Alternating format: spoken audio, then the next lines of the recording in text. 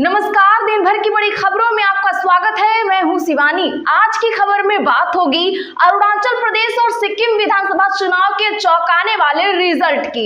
वहीं exit poll पर राहुल अखिलेश के पहले रिएक्शन की, साथ ही काउंटिंग में ईवीएम से भी बड़ी धांधली कांग्रेस ने खोली पोल की, और वापस जेल जाते हुए बीजेपी को क्या जख्म दे गए केजरीवाल की, और इधर पंजाब में बीजेपी को बड़ा झटका की। वहीं आचार संहिता हटते ही हरियाणा सरकार में बड़े उलटफेर की।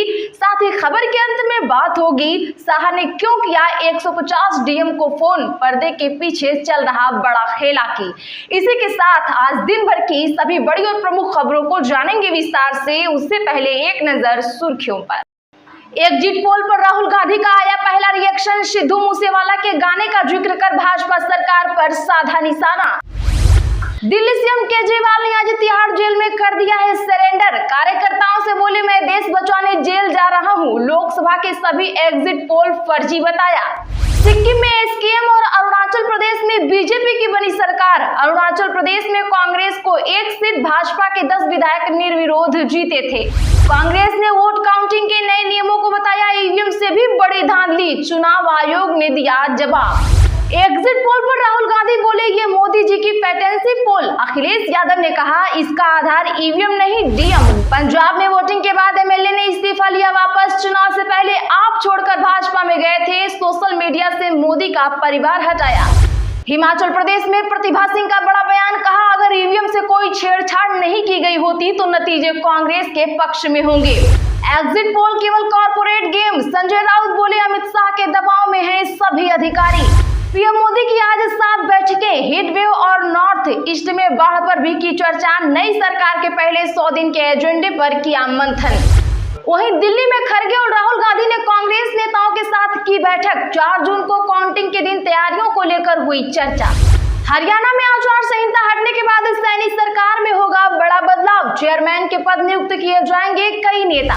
अमित शाह ने काउंटिंग से पहले 150 डीएम से की बात। जयराम रमेश के आरोप पर चुनाव आयोग ने मांगी डिटेल्स। यही रात आखिरी, यही रात भारी। सारण महाराजगंज में हो सकता है बड़ा खेला। जानिए आरजेडी बीजेपी का क्या है बड़ा दावा। चुनाव राजनीति की चर्चाओं में समय व्यर्थ न करें। एग्जिट पोल के बाद प्रशांत किशोर का नेताओं पर तंज। मंत्री अतिशी की यूपी और हरियाणा के सीएम को चिट्ठी, बोली हक का पानी दें, राजनीति न करें। आज से केवल तेलंगाना की राजधानी है हैदराबाद। आधिकारिक तौर पर आंध्र प्रदेश की कोई राजधानी नहीं। अगर इसमें कोई धोखाधड़ी होती है तो एग्जिट पोल के बाद यह क्या बोल गए कपिल सिब्बल। अब तो एनडीए सरकार की लालू की पुत्री मीसा भारती का अलग ही दावा, दिया चौंकाने वाला बयान। रवीना टंडन का मारपीट के आरोप लगाने वाली महिला से हुआ समझौता। दावा, ड्राइवर को भीड़ से बचाने के दौरान हाथापाई हुई। एक्ट्रेस नशे में नहीं थी। चीनी रक्षा मंत्री बोले, ताइवान की आजादी पूरी ताकत से रोकेंगे। कहा, कुछ देश ताइवान को हथियार देकर हालात बिगाड़ रहे हैं, उन्हें कुचल देंगे हम। चलिए जानते हैं अब बड़ी और प्रमुख खबरों को विस्तार से। उससे पहले प्लीज वीडियो को लाइक करें, साथ ही इस खबर को अपने दोस्तों में, फेसबुक, व्हाट्सएप पे ज्यादा से ज्यादा लोगों में शेयर जरूर करिएगा।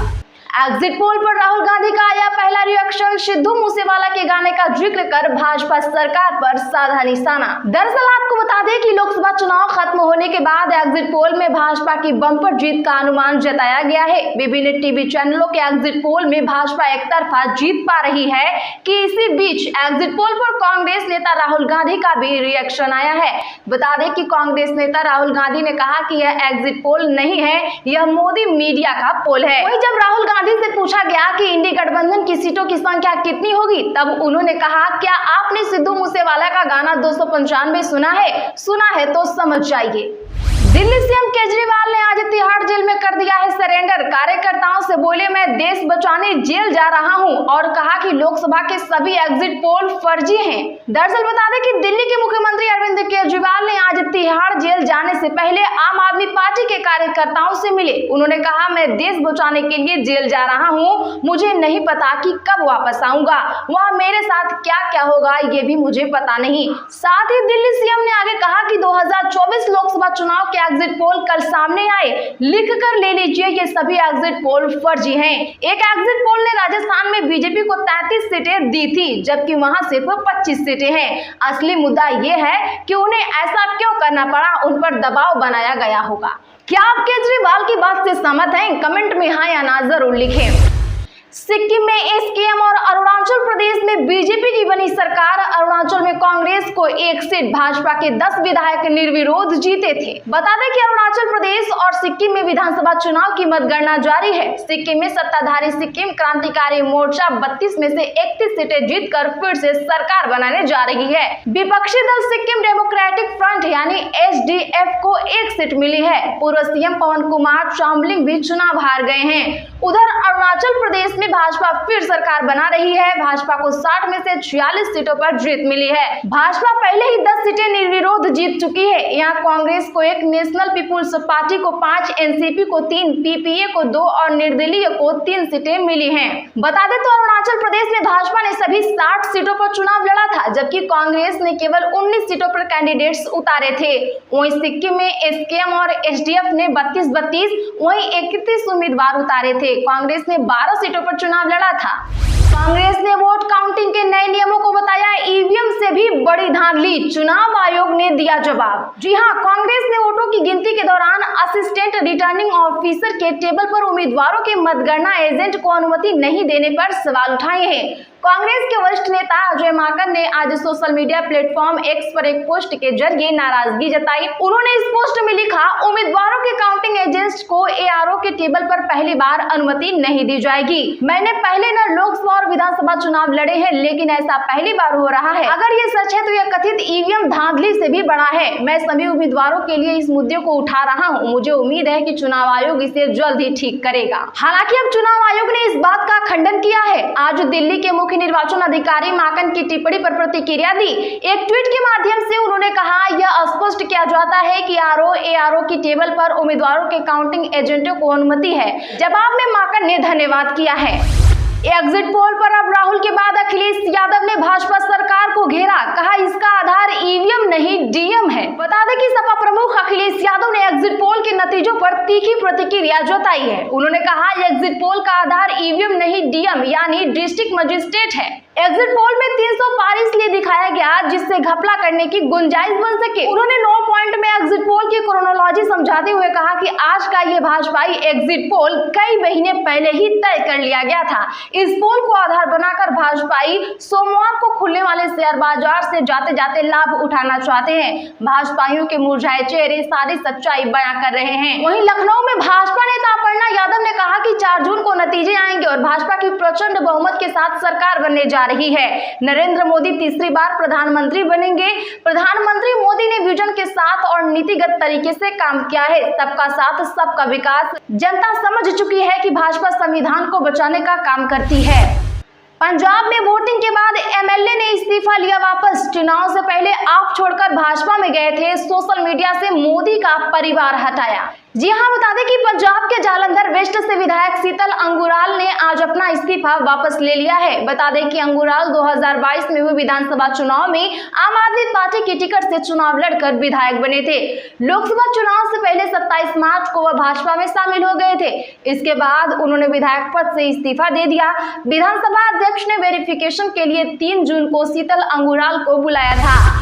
एग्जिट पोल केवल कॉर्पोरेट गेम। संजय राउत बोले, अमित शाह के दबाव में हैं सभी अधिकारी। दरअसल बता दें कि एग्जिट पोल को लेकर शिवसेना सांसद संजय राउत ने कहा कि यह केवल कॉर्पोरेट गेम है। उन्होंने कहा, सभी दबाव में हैं। जयराम रमेश ने ट्वीट कर कल ही कहा था कि गृह मंत्री अमित शाह ने कई कलेक्टरों को फोन करके धमकाया है। बता दें कि शनिवार को वोटिंग की प्रतिक्रिया खत्म होने के बाद कई एजेंसियों ने अपने एग्जिट पोल जारी किए हैं, जिसमें एनडीए को भारी बहुमत मिलने का अनुमान लगाया गया है। बता दें कि ऐसे भी एग्जिट पोल है जिसमें एनडीए के लिए 400 पार का आंकड़ा छूने का भी अनुमान लगाया गया है। वहीं महाराष्ट्र में इंडिया गठबंधन और एनडीए के बीच तगड़ी टक्कर का अनुमान लगाया गया है। यहाँ बीजेपी, शिवसेना, एनसीपी और महाविकास अघाड़ी गठबंधन के बीच लड़ाई है। आचार संहिता हटने के बाद सैनी सरकार में होगा बड़ा बदलाव। चेयरमैन के पद नियुक्त किए जाएंगे कई नेता। जी हां, लोकसभा चुनाव का परिणाम आने के बाद सीएम नायब सिंह सैनी अपनी सरकार में कई बदलाव कर सकती है। आचार संहिता हटने के बाद सरकार भाजपा के कई निष्ठावान नेताओं को खाली पड़े चेयरमैन के पदों पर नियुक्त कर सकती है। इसकी काफी सुगबुगाहट हो रही है। वहीं अफसरों के भी तबादले होने तय हैं। सूचियां बढ़ाई जा रही हैं कि इस महीने के आखिरी तक अफसरों के तबादले कर दिए जाएंगे। हालांकि ये भी चर्चा चल रही है कि मंत्रिमंडल में भी बदलाव संभव है। जिस तरह से चुनाव के दौरान बड़े नेताओं की नाराजगी और निर्दलीय विधायकों के पाला बदलने का घटनाक्रम सामने आया है, उसे सरकार सतर्क हो गई है। एक दो लोगों को मंत्रिमंडल में भी एडजस्ट किया जा सकता है। यही रात आखिरी और यही रात भारी। सारण महाराजगंज में हो सकता है बड़ा खेला। जानिए आरजेडी और बीजेपी का दावा। जी हां, आपको बता दें कि संसदीय चुनाव का मतदान समाप्त हो चुका है। अब मतगणना की प्रतीक्षा है। सोमवार की रात इस इंतजार की आखिरी रात है।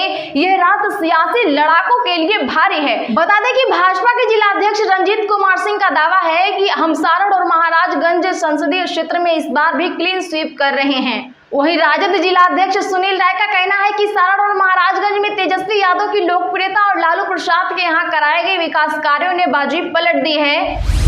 रवीना का मारपीट के आरोप लगाने वाली महिला से समझौता। दावा, ड्राइवर को भीड़ से बचाने के दौरान हाथापाई हुई एक्ट्रेस नशे में नहीं थी। दरअसल बता दें कि बीती रात हुई एक घटना में एक्ट्रेस रवीना टंडन और उनके ड्राइवर पर शराब के नशे में एक बुजुर्ग महिला से मारपीट करने का आरोप लगे थे। पुलिस के सूत्रों की माने तो दोनों पक्षों के बीच अब समझौता हो गया है। दोनों पक्षों की तरफ से लिखित में दिया गया है कि उन्हें एक दूसरे से कोई शिकायत नहीं है। इसी के साथ आज की बड़ी खबरों में फिलहाल इतना ही। ऐसी ही बड़ी खबरों के लिए चैनल सब्सक्राइब करें, बगल में घंटी के निशान को जरूर दबा लें, वीडियो को लाइक शेयर कर हमारा सपोर्ट जरूर करें।